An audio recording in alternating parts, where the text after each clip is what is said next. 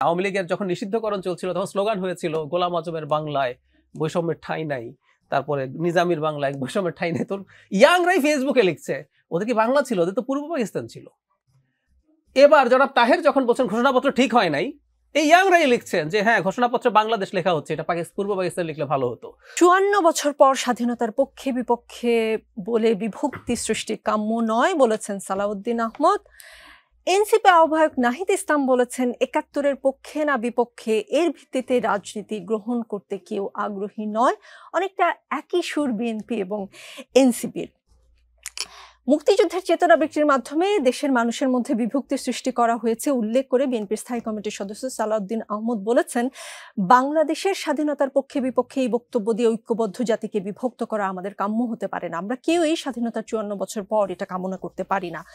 তিনি বলেছেন যে বাংলাদেশের সব মানুষ মুক্তিযুদ্ধকে ধারণ করেছে, মুক্তিযুদ্ধে সবাই সশস্ত্র সংগ্রামে না থাকলেও মানসিকভাবে মুক্তিযুদ্ধের পক্ষে ছিল এবং দেশের সব মানুষের স্বাধীনতার পক্ষে ছিল।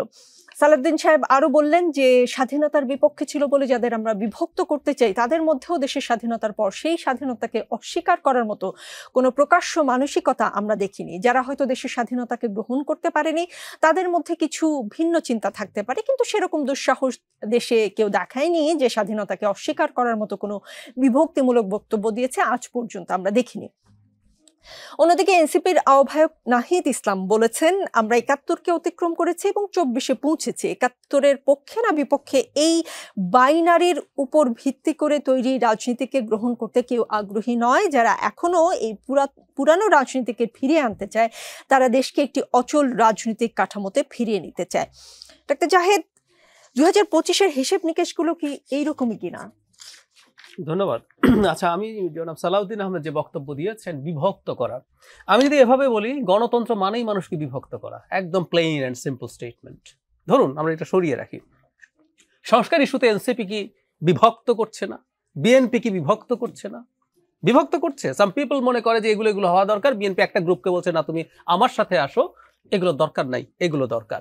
গণতন্ত্র মানে তার যার যার ন্যারেটিভ মানুষের মধ্যে এস্টাবলিশ করা, এবং এটা এক ধরনের বিভক্তি তৈরি করার মাধ্যমেই আপনি তার ভোট পান। আসলে প্রশ্ন হচ্ছে এই সোকল বিভক্তিটা কি আমাদের স্টেটের এক্সিস্টেন্সের জন্য বা আমাদের সোশ্যাল ফেব্রিক নষ্ট করার মতো কিনা, সেই প্রশ্ন। এখন মুক্তিযুদ্ধের চেতনা নামে আমাদের একটা সমস্যা হয়ে গেছে কি, আমরা যখন কেউ কোনো একটা জিনিস বাজেভাবে ব্যবহার করে, এই যে যেমন ধরুন আমি একটু এই প্রসঙ্গে বলি, ছাত্রলীগ যেহেতু অন্যায় অত্যাচার করেছে, গণরুম করেছে, পিটিয়েছে, খুন করেছে, তাই ছাত্র রাজনীতি হারাম, এটা করা যাবে না, ভয় পেয়ে গেছে, নতুন যদি আসে একই হয়। তো আমি তার যদি পাল্টা বলি তাহলে তো ভাই রাজনীতিটাই হারাম করে দেওয়া উচিত, কারণ আওয়ামী লীগ এই দেশটাকে শেষ করে ফেলছে। সুতরাং ডক্টর ইউনূস সরকার ৫ বছর নাই, যে ৫ বছর বলছে, এটা ৫০ বছর থাকুক, আমাদের এই ক্যাম্পেইন করা উচিত, কারণ রাজনীতিবিদরা খারাপ করেছে, আওয়ামী লীগ খারাপ করেছে। সমস্যা হচ্ছে আওয়ামী লীগ মুক্তিযুদ্ধের চেতনাকে তার ফ্যাসিজম কায়েমের একটা টুলে পরিণত করেছিল 18 সাল পর্যন্ত। আমি কিন্তু একটা ব্যারিয়ার দেই, 18 পর আওয়ামী লীগ আর ফ্যাসিস্ট ছিল, সে মাফিয়া হয়ে গেছে। ওই পর্যন্ত সে ওটাকে ওইভাবে ব্যবহার করেছে যেটা দিয়ে অন্যের গণতান্ত্রিক অধিকার হরণ করেছে। কিন্তু কেউ যদি রাজনীতি করে, এবং সালাউদ্দিন সাহেব যেভাবে বললেন আমি খুবই ডিসএগ্রি করি, যে কেউ যদি ওটা করে থাকে পরে বিরোধিতা না করুক, কিন্তু তারা আজও যদি কিন্তু দেন, আমি একদম আমিরের কথা বলছি, জামায়াতের আমিরের দুটো উক্তি আমি একটু যোগ করি। উনি লন্ডনে বলেছিলেন ৭১ সালে জামায়াত ইসলাম যদি ভুল করে থাকে এবং সেটা যদি সন্দেহাতীতভাবে প্রমাণিত হয় তবে আমরা ক্ষমা চাইব। অক্ষরে অক্ষরে এটা বলেছে। এই কথাটা আমি অনেকবার বলি বলে আমার মুখস্থ হয়ে গেছে। তার কিছুদিন আগে আরেকটা শোতে তাকে জিজ্ঞেস করা হয়েছিল ৭১-এর অপরাধের জন্য উনি ৪৭ থেকে আজ পর্যন্ত যত যত ভুল, মানে এটাকে ডাইলিউট করছেন।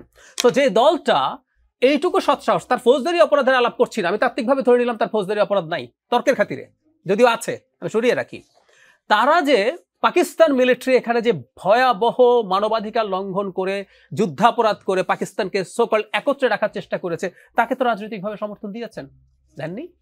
যদি সেটা হয়ে থাকে, তারা এই দেশে এখন দ্বিতীয় গুরুত্বপূর্ণ রাজনৈতিক দলে পরিণত হয়েছেন ঘটনাচক্রে, তো এটা ইস্যু হবে না? এটা হতে হবে। তো বাংলাদেশে একটা দল রাজনীতি করছে যে ক্ষমতায় যেতে চায়, যে এই দেশের অস্তিত্ব চায় নাই, যে এই দেশের জন্ম চায় নাই, এবং সেটার জন্য এখন সে রিপেন্টেন্ট না, প্রকাশ্যে সে বলে নাই আমরা পাকিস্তানের ক্ষমা চাই। পাকিস্তান তো দিনের শেষে এখন অন্য দেশের মানুষ, কিন্তু এরা তো এই মাটির সন্তান, এরা তো এটা বলেন নাই। সুতরাং আমি মনে করি যে বাইনারির কথা জনাব নাহিদ ইসলামও বলছেন, উনি খুব ভুল বলছেন। এটা রাদার আমরা দেখেছি জামায়াত ইসলামী এবং ছাত্র শিবির 24 দিয়ে 71 ঢেকে দেওয়ার একটা চেষ্টা তারা করার চেষ্টা করেছিলেন। জনাব নাহিদ কিভাবে এর মধ্যে ঢুকলেন আমি জানি না। তাদের মনে রাখা উচিত হবে, তরুণদের কথা বলছেন, আমি আপনাকে একটা তথ্য দেই। ওই যে আওয়ামী লীগ, আপনি জানেন আওয়ামী লীগের যখন নিষিদ্ধকরণ চলছিল তখন স্লোগান হয়েছিল গোলাম আজমের বাংলায় বৈষম্যের ঠাঁই নাই, তারপরে নিজামীর বাংলায় বৈষম্যের ঠাঁই নাই। তো ইয়াংরাই ফেসবুকে লিখছে ওদের কি বাংলা ছিল, ওদের তো পূর্ব পাকিস্তান ছিল। এবার জনাব তাহের যখন বলছেন ঘোষণাপত্র ঠিক হয় নাই, এই ইয়াংরাই লিখছেন যে হ্যাঁ ঘোষণাপত্রে বাংলাদেশ লেখা হচ্ছে, এটা পূর্ব পাকিস্তান লিখলে ভালো হতো। সো তরুণরাও না মুক্তিযুদ্ধ থেকে সরে গেছে, এটা একেবারে ভুল পারসেপশন। এবং আমি আবারও বলি, প্রত্যেকটা জিনিস রাজনৈতিক ইস্যু হতে পারে। আবারও বলি, কোন রাজনৈতিক ইস্যুকে আপনি ফ্যাসিজম কায়েম করার জন্য বা অন্যের মানবাধিকার লঙ্ঘনের জন্য ব্যবহার করতে পারবেন না। That's the main issue. এটা মুক্তিযুদ্ধের চেতনা হোক, এটা ধর্মীয় চেতনা হোক, কোনো কিছু দিয়ে আপনি আসলে অন্যের অধিকার হরণ করতে পারবেন না, কিন্তু আপনি রাজনীতি করতে পারবেন।